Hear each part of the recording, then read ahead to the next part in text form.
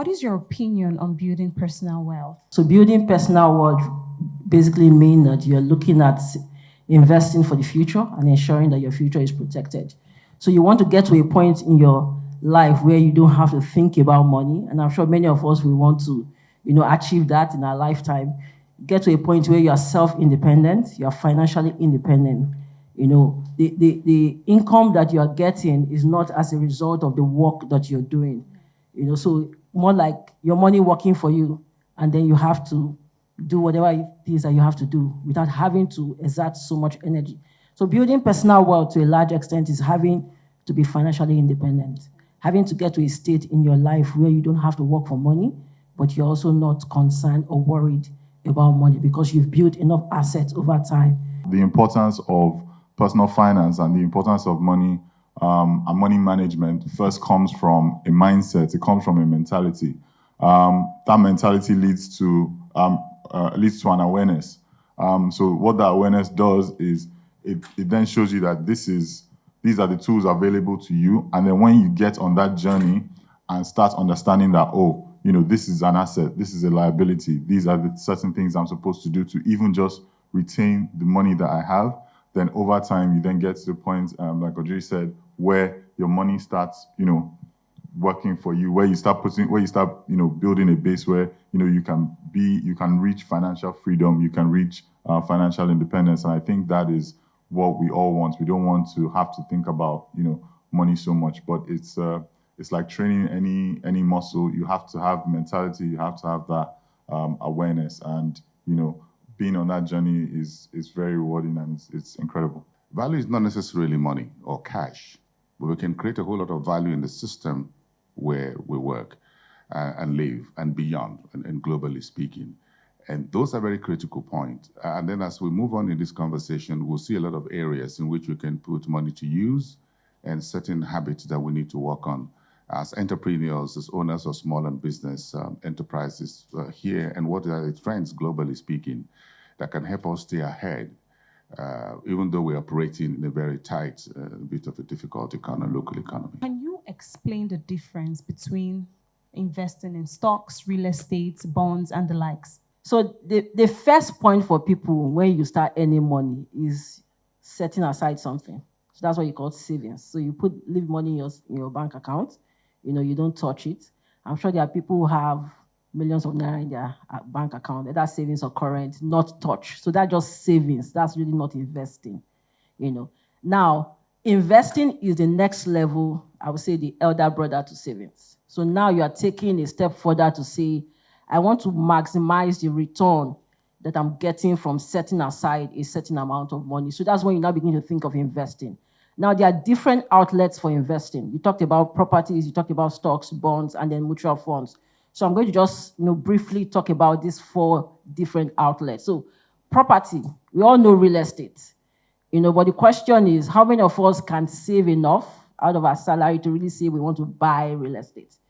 So the beauty about real estate is that, yes, it's a good savings platform or investment platform. However, it's capital intensive.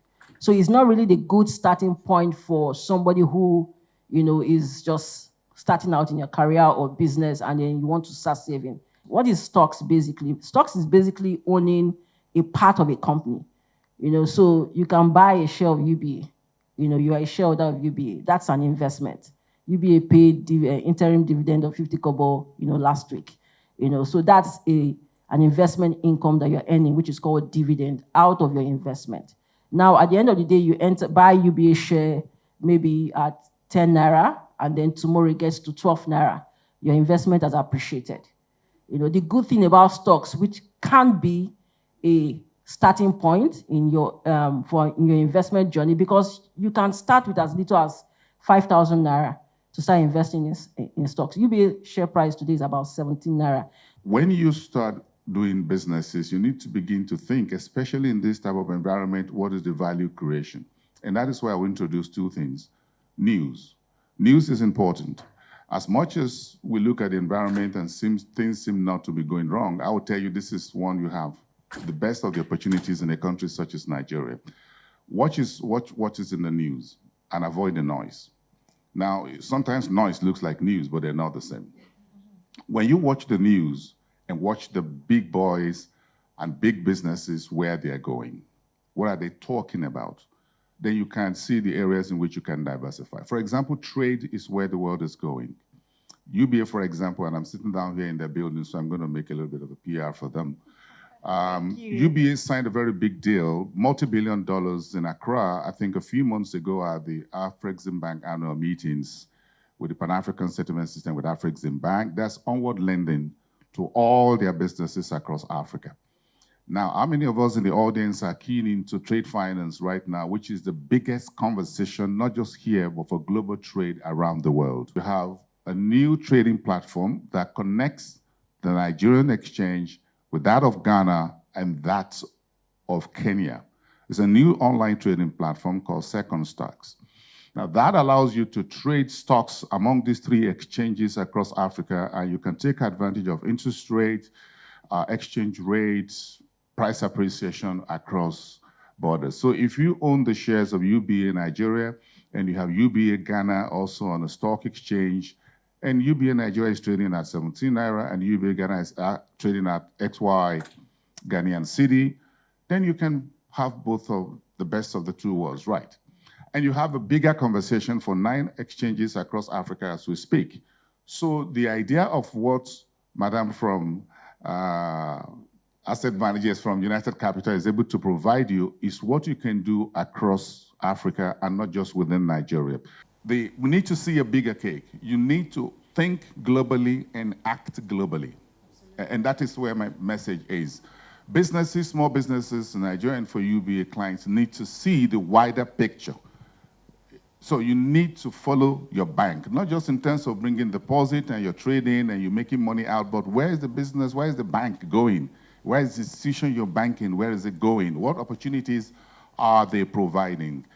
UBA was also part of the government, the roadshow to the UN General Assembly on the sidelines. A lot of deals were signed and business investments have been talked about. There's a whole lot that are happening out there. So in terms of wealth management, you can have not just Nigeria, you can have the entire Africa, and you can have the whole world. But first, you need to also diversify within your business value chain. That is what I would advise those who are small businesses here to do. You can diversify. Those who are in music can do diversification into equipment, logistics within the entertainment industry, and they can have something within the next 5 years that can list on a stock exchange. You could just list primarily in any other exchange in Africa the way things are going, without primarily listing first at home. But charity should begin at home. So go down the street and do the first listing. How are emerging technologies like artificial intelligence and blockchain impacting the stock markets and investment strategies?